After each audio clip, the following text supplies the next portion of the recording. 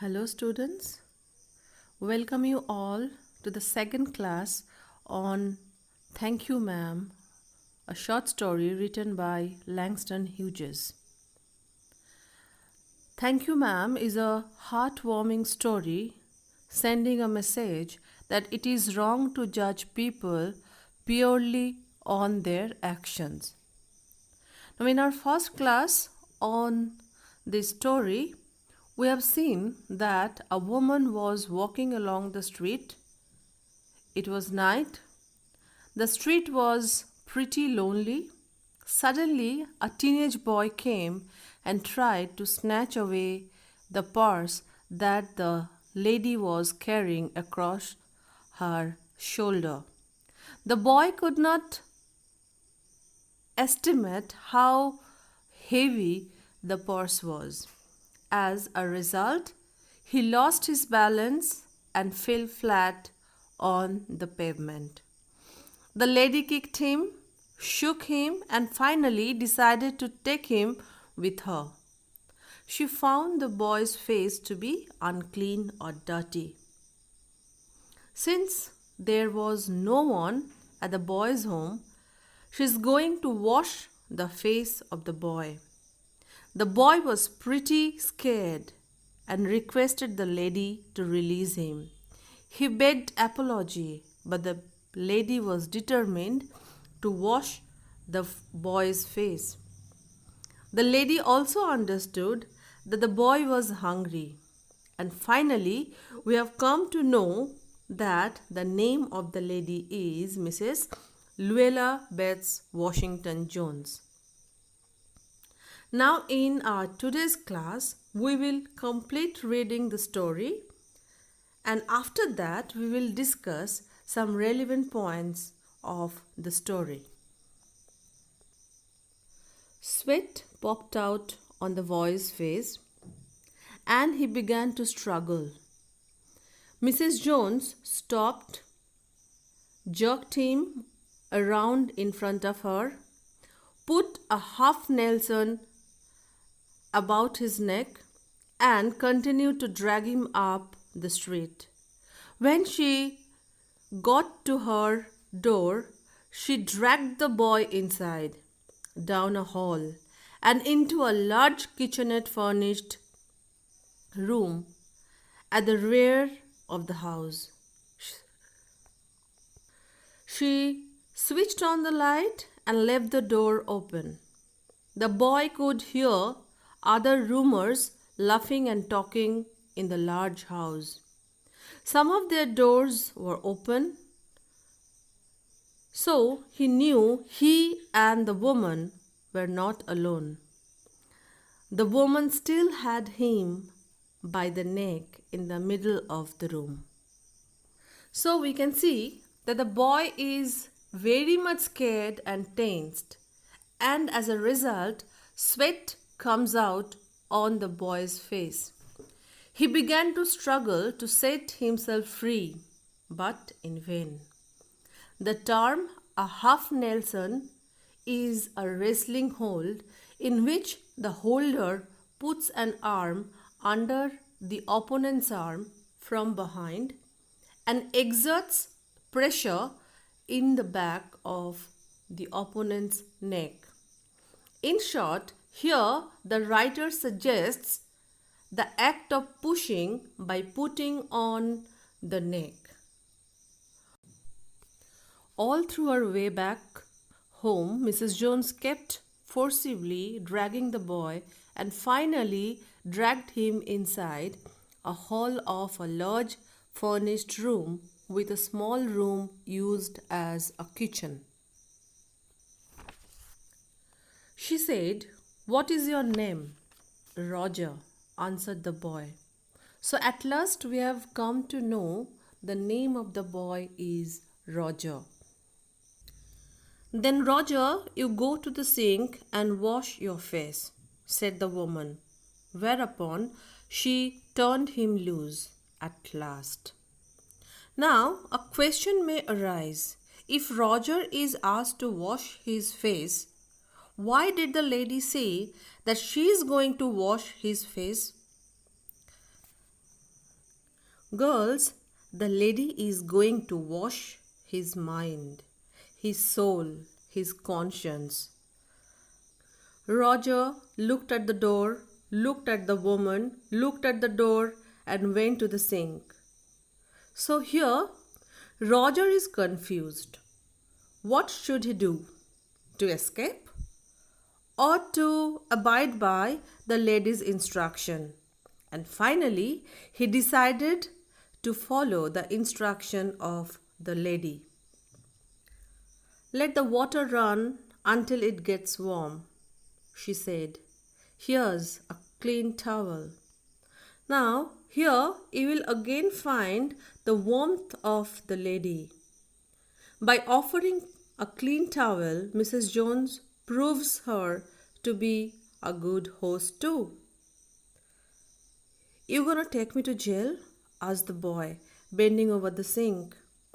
Now the boy is still scared, and so he asked this question, and he wants to be reassured of the fact that the lady would not take him to the jail. Now, with that face, I would not take you nowhere, said the woman. Here I'm trying to get home to cook me a bite to eat, and you snatch my pocketbook?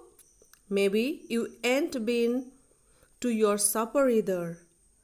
Let as it be, have you? There's nobody home at my house, said the boy. Then we'll eat, said the woman. I believe you are hungry, or been hungry, to try to snatch my pocketbook. I wanted to buy a pair of blue suede shoes, said the boy. So we can see the change in the boy. Previously, he said that he was not hungry, but now he is saying that he is hungry and nobody's there at home to cook for him. And he also admits that he wanted money to buy a pair of suede shoes. So this confession shows that the boy has started trusting the lady. Well, you didn't have to snatch my pocketbook to get some suede shoes, said Mrs. Luella Bates Washington Jones. You could have asked me, ma'am. The boy is utterly confused and amazed. How is it possible that anyone would give money to him to buy shoes? The water dripping from his face, the boy looked at her. There was a long pause, a very long pause. After he had dried his face and not knowing what else to do, dried it again, the boy turned around, wondering what next. The door was open. He could make a dash for it down the hall. He could run, run, run, run, run. So, girls, see, the boy is confused. He is dumbstruck. He kept on thinking what he should do. He is in dilemma, whether to run away or to be there, whether to get his freedom or to win the trust of the lady. The woman was sitting on the daybed. After a while she said, I were young once, and I wanted things I could not get. There was another long pause. The boy's mouth opened. Then he frowned, but not knowing he frowned. So unknowingly, Roger frowned when the lady said that she faced the same challenges in her own life when she was young. And the woman noticed that Roger was frowning, and the woman said, you thought I was going to say, but don't you? So the lady could read the mind of the teenage boy. And so he said, "You thought I was going to say, but I didn't snatch people's pocketbook. Well, I was going to say that." Pause. Silence. "I have done things too, which I would not tell you, son. Neither tell God, if he didn't already know. So, you sat down while I fix us something to eat. You might run that comb through your hair so you will look presentable." So, according to the lady, she is not answerable to anyone, not even to God, because God is omnipotent, omnipresent, and the reason why God knows everything, all the mistakes that this lady has committed. So she is not going to tell God even what she did in her young days. In another corner of the room, behind a screen, was a gas plate and icebox. Mrs. Jones got up and went behind the screen. The lady did not watch the boy to see if he was going to run now, nor did she watch her purse, which was left behind her on the daybed. But the boy took care to sit on the far side of the room where he thought she could easily see him out of the corner of the other eye, if she wanted to. He did not trust the woman not to trust him, and he did not want to be mistrusted now. Mrs. Jones is confident that Roger is not a bad sort. She could feel the transformed mind of the boy. She knew that he is not going to flee, and the boy, on the other hand, did not want to be mistrusted. As the woman starts to prepare a meal, she does something unthinkable. She leaves her pocketbook on the bed, and the door was open, providing the perfect opportunity for the young man, who really does have a criminal heart, to take advantage of her. As she must have expected, or at least hoped, Roger is moved by her trust in him and does not take advantage of her. But the boy took care to sit on the far side of the room where he thought she could easily see him out of the corner of her eye, if she wanted to. He did not trust the woman not to trust him, and he did not want to be mistrusted now. This is the greatest gift she could have given this boy. Something much more significant than the $10 she gives him to buy the shoes for which he is willing to steal. For a young boy suffering from neglect, who is not important enough for anyone to take good care of, the trust that a perfect stranger offers him is a gift beyond measures. Her trust tells Roger that he has value and worth, and we know by his response that Mrs. Luella Betts Washington was right. Roger is not a bad boy, and he will be a better boy for having met this formidable and insightful woman. Now let us come back to the text. Do you need somebody to go to the store? Asked the boy. Maybe to get some milk or something? So here, Roger would like to assist Mrs. Jones. Don't believe I do, said the woman, unless you just want sweet milk yourself. I was going to make cocoa out of this canned milk I got here. That will be fine, said the boy. She heated some lima beans and ham she had in the ice box, made the cocoa, and set the table. The woman did not ask the boy anything about where he lived or his folks or anything else that would embarrass him. Instead, as they ate, she told him about her job in a hotel beauty shop that stayed open late, what the work was like, and how all kinds of women came in and out, blondes, redheads, and Spanish. Then she cut him a half of her 10-cent cake. Eat some more, son, she asked.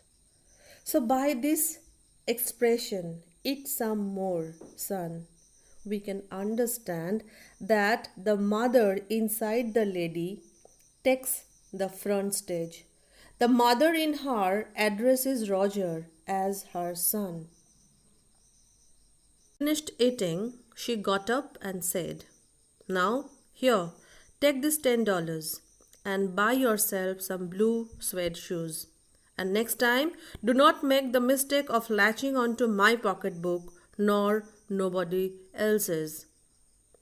Because shoes come by devilish like that will burn your feet. I got to get my rest now, but I wish you would behave yourself, son, from here on in. Now, girls, as I told you in my last class, that we always, or rather, we should always practice before we preach. Here, Mrs. Jones does the same. She transforms the boy through her kind deeds, and now she is preaching, rather advising him, giving him the life's lesson. Do not steal. We cannot get ultimate peace, or we cannot cherish or succeed by cheating or deceiving others. She said that she got to get her rest then. So it shows how tired she was, but still she presented herself to be the best host, the best teacher that Roger could have thought of. She led him down the hall to the front door and opened it. Good night. Behave yourself, boy, she said, looking out into the street. The boy wanted to say something else other than thank you, ma'am, to Mrs. Luella Betts Washington Jones. But he couldn't do so as he turned at the barren stop and looked back at the large woman in the door. He barely managed to say, thank you, before she shut the door, and he never saw her again.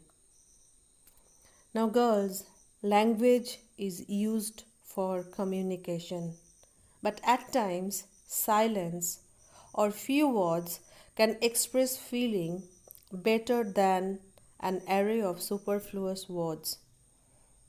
The short expression thank you by Roger aptly expresses his gratitude towards Mrs. Jones.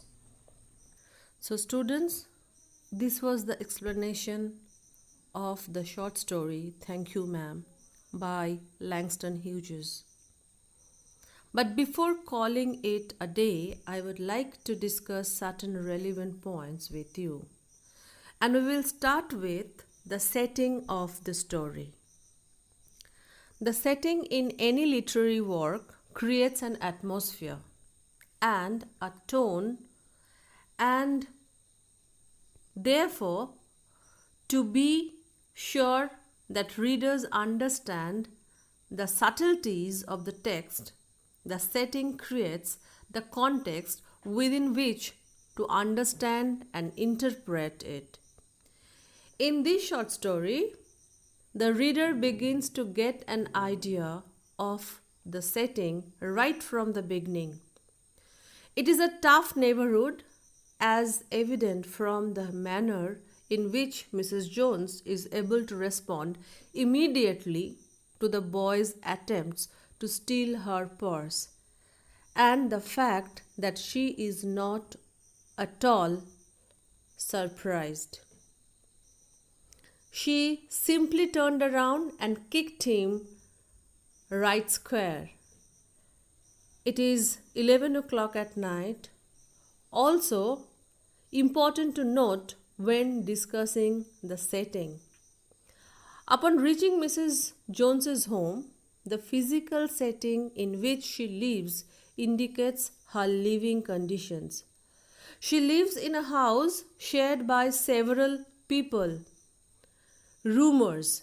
So the term roomers revealing her modest accommodations, and Hughes ensures that the reader appreciates the sacrifice she is making by sharing her space, her food, her 10-cent cake, and ultimately her money with Roger. There is a cultural element to the setting of the story as Mrs. Jones understands Roger's predicament, admitting that I have done things too which I would not tell you, son.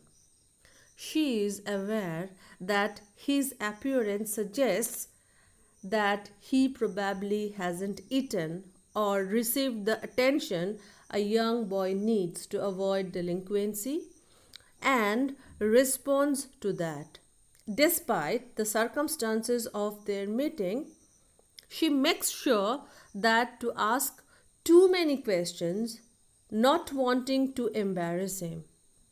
She is humble and aware that she may or may not take a difference to Roger. She can only hope that he behaves himself. Now, our next important point to be discussed is the theme. The theme of the short story is that kindness and goodness help to solve problems more deftly than fears and punishments. Even though the boy tried to steal her purse, Mrs. Jones gave him a chance for correction, which the boy accepted gratefully. But what is the moral of the story? What have we learned from the story? It embodies a beautiful moral. It shows how trust and understanding and true feeling can rectify and transform a character into an almost new person. This short story can be summed up as a description of an event in which a woman teaches us, along with a young boy, the true essence of kindness. It is hoped that the boy would get rid of wrongdoings which are aimed at short time benefits only. Now let us discuss about the narrative style. The narrative style of the writer is simple yet forceful. The events of the short story follow each other rapidly, and the ending is strong as it is emotive and moralizing. The story is matched with expressions and local words that reflect the dialect of the American Negro people. One of the several wonderful things that Langston Hughes did with Thank You Ma'am was to strike a perfect balance with the racial and moral elements of the story. The characters are unmistakably African American, but it is not a story about African Americans. Skin color is present and well represented in vernacular, but that is not the story's point. He draws our attention to poverty, which is an older woman having to work a job that causes her to walk home late at night. Which can't a young boy be properly clothed, fed, and cared for? But the poverty is part of the story without ever becoming an excuse. And that sets the stage for the message of the story that respect, decency, love transcend race and class, that they are wonderful things that can cure all sorts of difficulties and hardship. Now, let us sum up our discussion by analyzing the two characters, that is, of Mrs. Jones and Roger, respectively. Langston Hughes in Thank You Ma'am shows Mrs. Jones's woman qualities through her mother-like qualities, willingness to give back to the less fortunate, and ability to understand. She is sensitive and kind-hearted as we find her cleaning and feeding Roger, a young man who tried to rob her. Mrs. Luella Betts Washington Jones does represent an independent black lady who, through her own experience in youthful days, can just understand how pressing and heart rendering the feelings are when one does want something strongly and passionately but does not get it.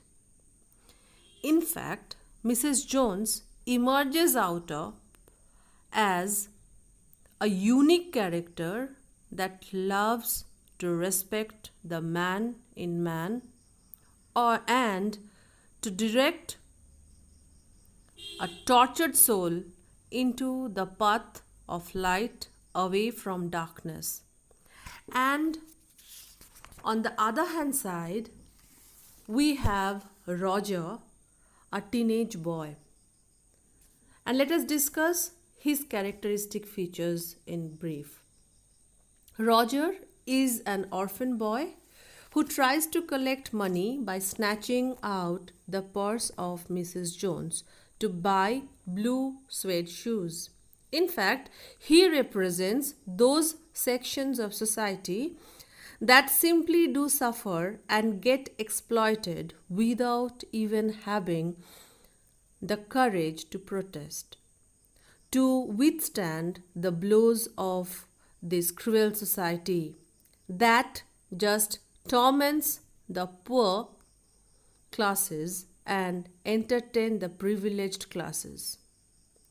Through his encounter with Mrs. Jones, Roger learns a valuable lesson about trusting people and, in the end, becomes grateful for help from a stranger. Roger, at the end of the story, turns out to be an altogether different person who trusts one and wants to be trusted. He now no longer wants to steal.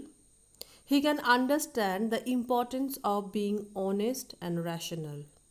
He now understands that the path of wrongdoing doesn't just lead him to success. Instead, staying tuned to the commitment to honesty can enlighten him to the direction of glory and emancipation. So, girls, I hope that you have not only understood the story but also have enjoyed the class today. Thank you.